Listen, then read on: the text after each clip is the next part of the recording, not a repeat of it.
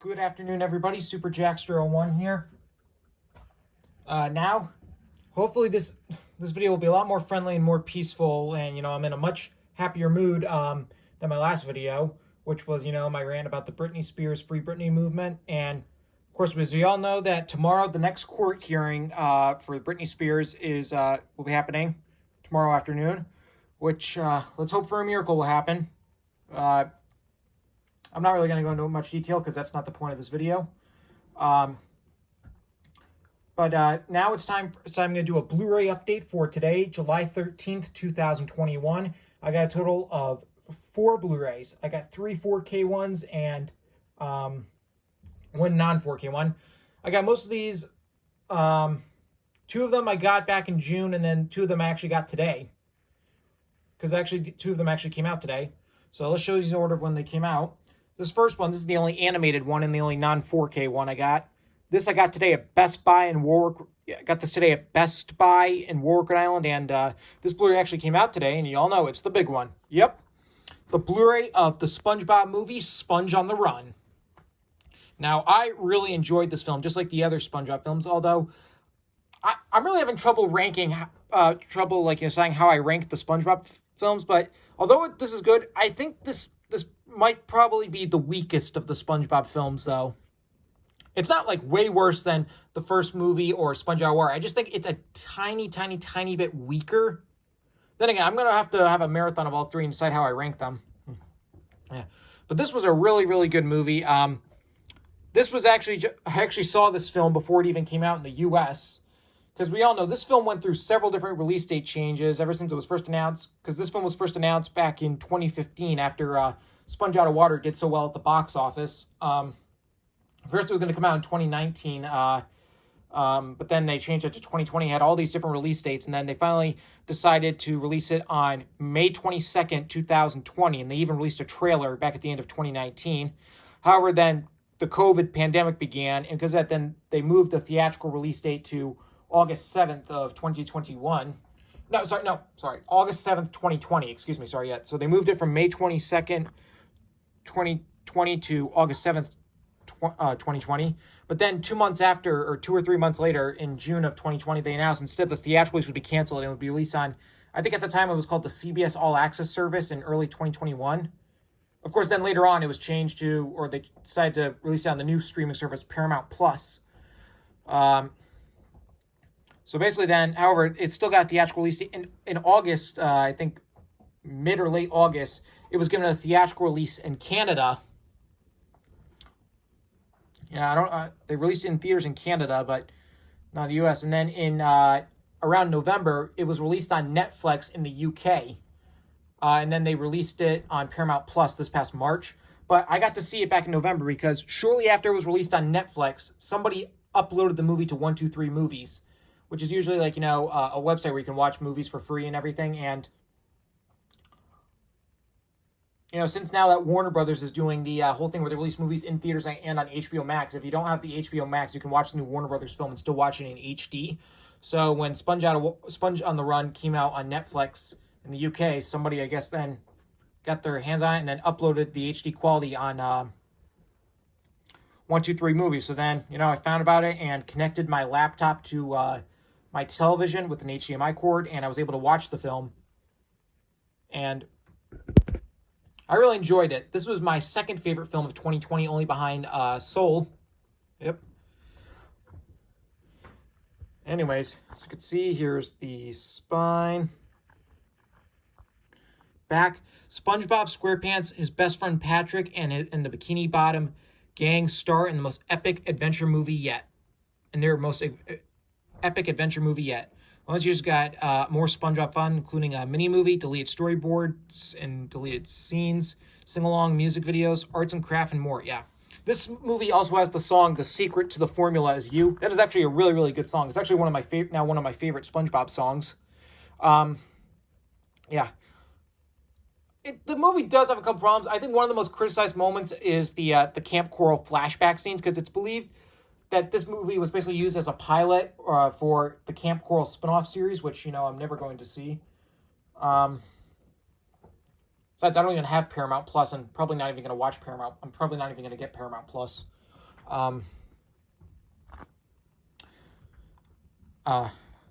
Sorry, I'm stuttering. Yeah, and also, like, the Camp Coral flashbacks. I'm going to go into a tiny bit of spoilers here. They totally contradict other episodes. I mean, I know SpongeBob has absolutely zero continuity, but some of them, like, it just breaks too much to the point where, like, it is a big deal. Because for those who probably never, I'm sure everybody has seen SpongeBob. SpongeBob literally barely has any continuity. Like, say, an episode could end with, say, somebody's house blowing up, and then the next episode, things are back to normal as if nothing happened, and it's never brought up. Yeah, but, like, for example, one of the flashbacks involves Sandy meeting SpongeBob at Camp Coral, which is ridiculous because the third episode of the show, Tea at the Tree Dome, was dedicated to, basically, about how SpongeBob met Sandy, so... And then there's also a flashback where, like, SpongeBob meets Mr. Krabs at Camp Coral, which inspires him to open a restaurant, even though it's shown that Mr. Krabs was in business long before SpongeBob was even born.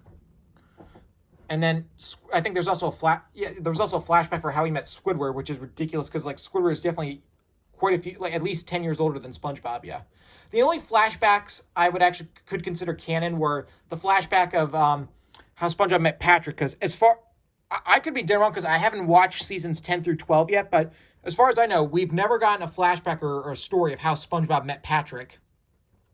And also the flashback for how SpongeBob met Gary, even though that technically is also a continuity error because in the episode Treats, it said that SpongeBob adopted Gary at the pound, but honestly, the way they presented the flashback seemed real enough to actually be, canon. So yeah. But I do really like this film. It really has some of the best. The characters really act like their old selves from the pre-movie era. Like, most notably, Mr. Krabs and Patrick. They act exactly like how they did in the pre-movie episodes in seasons 1, 2, and 3. Well, pretty much the whole cast acts like how they did in seasons 1, 2, and 3. And it's not surprising because this film was directed by Tim Miller. No, not Tim Miller. Who am I kidding? No. This film was directed by Tim Hill. Excuse me. This film was directed by Tim Hill. He used to be a writer on the show during the first 3 seasons. So that explains it. I believe Tim Hill also wrote this movie. Yeah. I do also love, right before the end credits, there's a tribute to Steven Hillenburg. Like, they show his original design of his original first drawing of SpongeBob with text saying in memory of Steven Hillenburg, and then the ending of the SpongeBob SquarePants theme song playing. You can find that dedication on YouTube. I actually got a little emotional of that. Yeah. Yeah, but this was a really, really good movie. Yeah, unfortunately, this is just a Blu-ray and DVD. There's no digital HD. So yeah, it's just a disc. And anyway, here's the Blu-ray disc, which is a blue disc, and here's the DVD, which is a gray disc. And no artwork since this is a Paramount Blu-ray.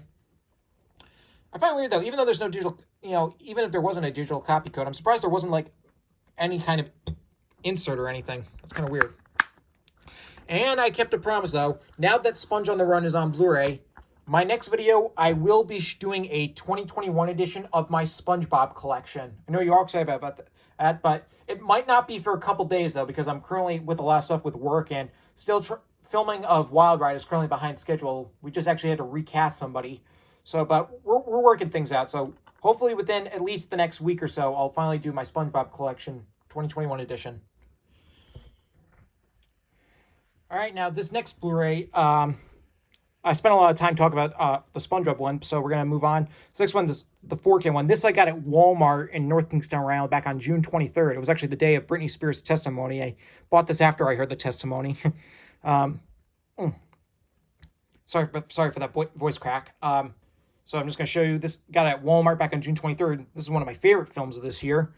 Yep, the 4K Blu-ray of Nobody. One of the best action films in over a decade, stated by Scott Menzel of We Live Entertainment, from the writer of John Wick. Yeah, this was a really good movie. I saw this in theaters at the Showcase Cinemas movie theater in Warwick, Rhode Island, back on March 30th. Excuse me. Sorry, I was trying to remember. It was that Tuesday night. Yeah, really, really, really good movie. The best way to describe this film, like, imagine if John Wick had a family. Yeah. Really, really good and funny movie. Anyways, you can see here's the spine. Back. Nobody is a high-octane, fist-pumping thrill ride, stated by Eric Francisco of Inverse. All these got Just a Nobody, Hutch Hits Hard, breaking down the action, and feature commentaries. Yep.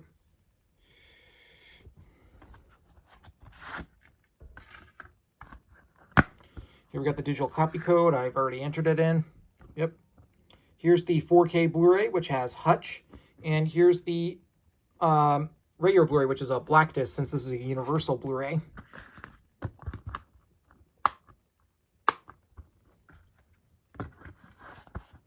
Yeah. Nobody, really good movie.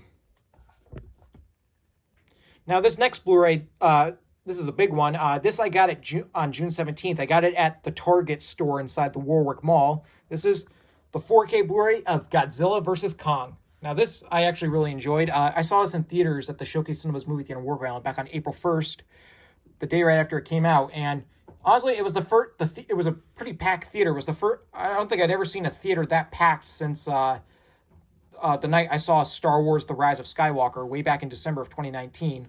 So a year and 4 months prior. So yeah, and that's actually pretty impressive. Yeah, this film broke quite a few records during the pandemic, which is also pretty impressive to the fact that since it's a Warner Brothers film, it was also on HBO Max at the time, because like I said, Warner Brothers is doing this thing for all their 2021 films where they release them in theaters and on HBO Max at the same time. Yeah, it's a really weird thing, but I heard that they're going to stop doing that next year. Yeah. I will say Godzilla vs. Kong, it was good, but I don't think it was as epic or as ambitious as the trailers made it seem like it was going to be, but it was still really good. I feel like the film focused a little too much more on Kong than it did than Godzilla. I feel like it should have focused on them both equally, but it's not a big deal. Yeah. This is probably my second or third favorite of the Warner Brothers MonsterVerse films, because my favorite is the 2014 Godzilla movie, and my second favorite, it's either this film or Kong Skull Island. I keep going back and forth. As you know, King of the Monsters is my least favorite of them. Yeah. But yeah, this was really good. Definitely recommend it. Yeah. Here we got the spine. Back. Who will win? On Tuesday, got a commentary by director Adam Wingard. Forgive me if I mispronounced that name. 10 featurettes on Blu-ray, over an hour of excitement, including the phenomenal of Gora, King of the Monsters, the evolution of Kong, 8th wonder of the world, round 1, battle at sea, and round 2, one will fail. Yep.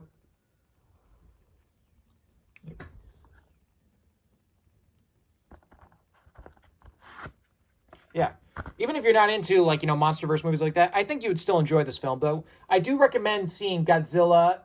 Definitely, to understand this film better, you'd have to see Godzilla, Kong Skull Island, and Godzilla King of the Monsters. Anyway, we got the digital copy code I've already entered in. I've entered in the codes for all these digital copy codes. Anyway. Here's the 4K Blu-ray, which is a red disc, and then here's the regular Blu-ray, which is a kind of mint green disc. You can actually see the prints of them. Paw prints there, if that's the best way you could describe them. All right, I think you get a better view right there. Yep. Oh, jeez. Yeah.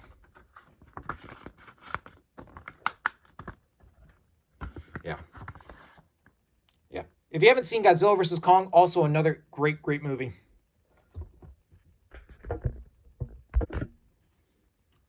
All right, and the last Blu-ray I have is this Blu-ray, I got this today, and this Blu-ray also came out today. This I got at the regular Target store in Warwick, Rhode Island, not the one inside the Warwick Mall, just the regular Target store.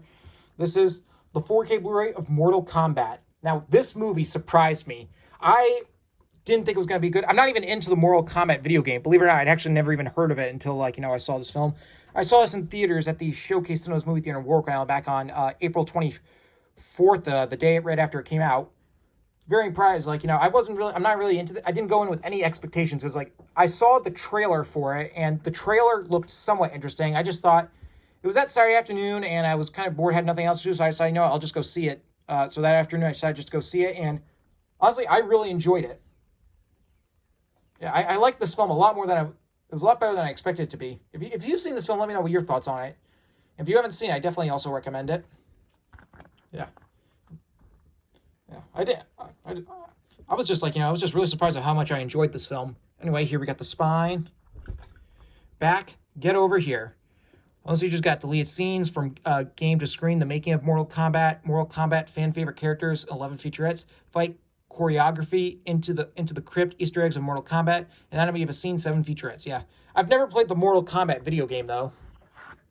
I believe this is kind of like a second adaptation, because I believe there was another Mortal Kombat movie that came out back in the 90s, the late 90s or mid 90s, and apparently that one wasn't very well received.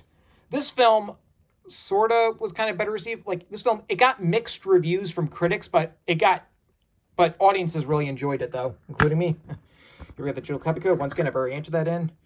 The discs are pretty much the same.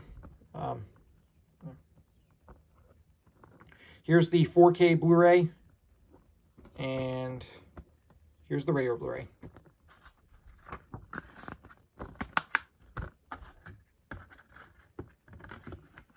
Yeah.